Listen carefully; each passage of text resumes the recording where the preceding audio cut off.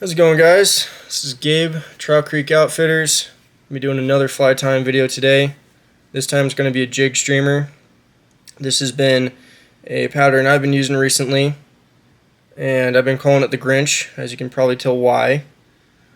I've been using this a lot on the Truckee and the East Walker, and I've been doing really well on it. I've seen a lot of fish go after it. I've caught quite a few fish on it, and I've seen a few pretty big browns and rainbows going after this thing.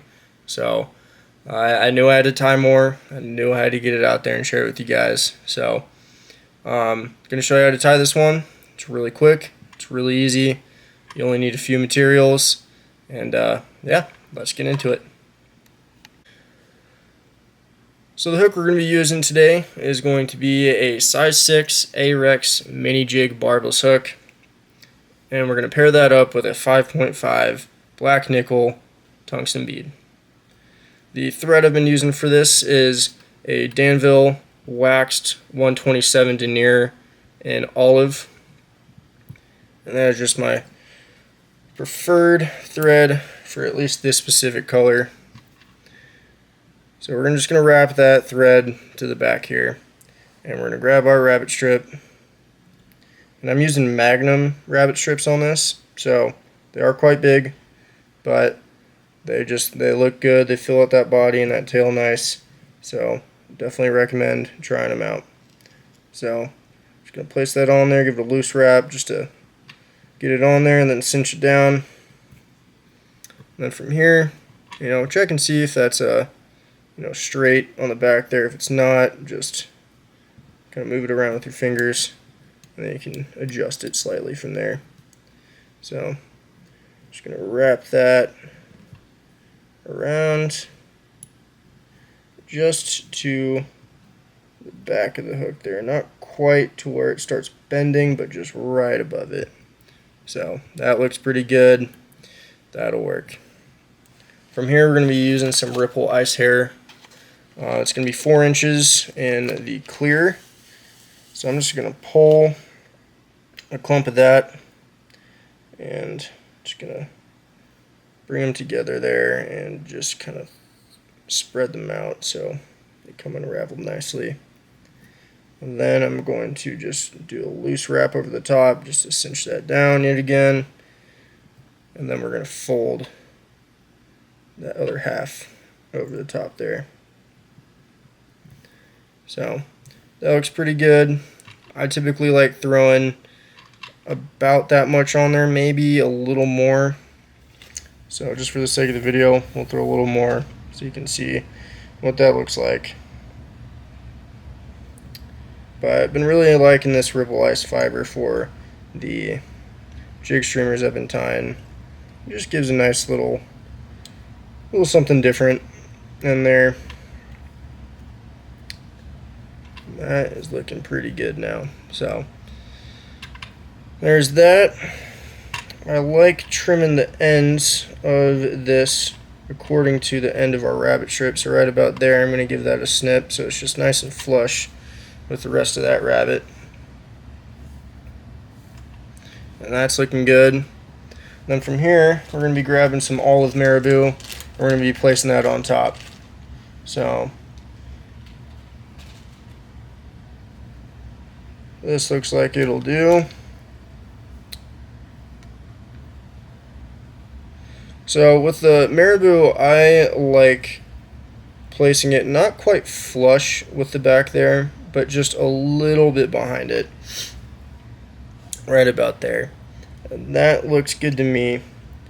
And it just kind of helps with a little bit more of the taper of the body there. So we're going to cinch that down. We're going to get it on there, and then the rest of this marabou we're going to use to kind of fill up the rest of the body here so it's not so skinny in this section. So we're going to just trim that just about to like where that eyelet is at. Clip that off, get rid of that excess, and then I kind of take this spot a little slower just so I can really force more of those fibers to the front there. It's not always going to look really pretty, but as you just wrap all that down and cinch it down, it starts coming into shape. So already that is looking pretty good. You don't really need to worry too much about how this part looks. This is going to get covered up. So that is looking good to me. I'm liking that. So from here, we're going to be going and grabbing some chenille. So with the body and the chenille, I've messed around with a few different colors now. I've used some gold colored chenille. I've used some charcoal and gold chenille, and then I've been using root beer chenille as well. They all look really good. I've been really liking the just vintage gold color. This is just a random thing of chenille I picked up, and this stuff looks pretty good to me, so I've been liking that. So we're just going to grab a section of that, and we're going to just tie this in here. So loose wrap just to get it on, and boom, from there just match it up the rest of the body there, and that looks good. And then from here, just going to wrap it around the body there and preen those fibers back. And this does not need to be pretty. Do not worry about making this look super ultra mega perfect. Does not matter that much. And this is really kind of just there to give a little bit of flash and a little bit of thickness to the body of this fly. So I'm going to wrap this pretty much to the head of the fly here, right at the base of the bead, and then I'm just going to tie it off and snip off the excess, and then use that for the next fly. So from here, you have a lot of body there, a lot of fuzzies.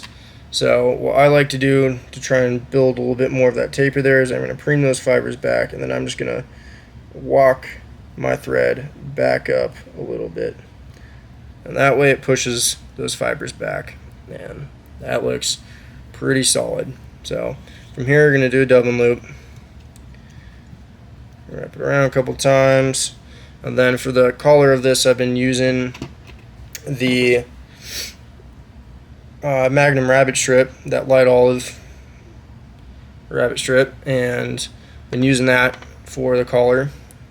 I typically do that with a lot of my jig streamers. Whatever I use for the tail is kind of what I'm using for the head as well.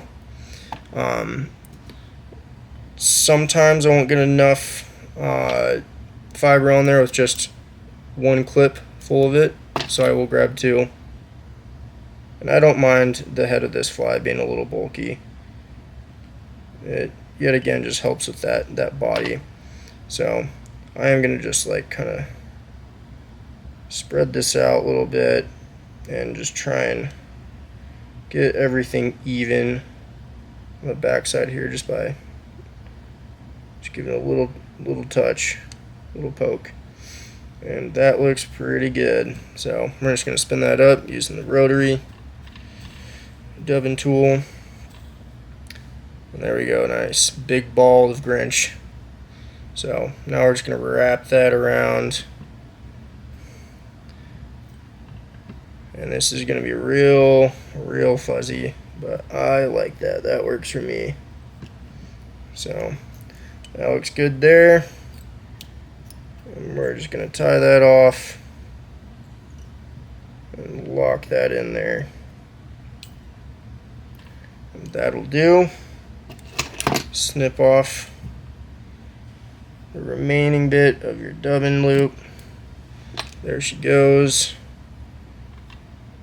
And then from here, just build up a little bit of a thread base just to make sure, and then I come in with a collar to finish it off with some golden hairs here.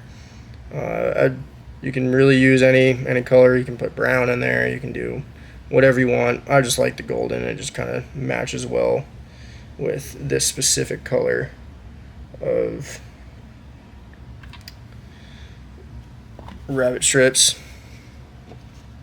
I might put a little bit more on there because I want to force those fibers back just a tad bit more. So we're going to put a little bit more dubbing. If you put too much, remember you can always take it off. So we're going to come back and just, yeah, there we go. Now those fibers are sitting back nicely and give it a nice profile there. So from here, you're done. Get that whip finishing tool and just finish it up. Put some head cement on there, some Zap-A-Gap, whatever you want. And that is it. I like to just cinch it down and boom. There you go, you got Gabes Grinch. This thing is freaking awesome.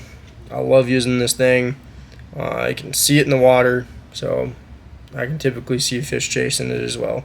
So this is a good one. Try it out. Have some fun with it. Use different colors. Don't be afraid to try something new. You don't have to do exactly what I do here. So this is just what works for me. This is just a color I like. But try it out in black, try it out in white, try it out in brown. Have some fun with it. We'll see you guys in the next one. Have a good one.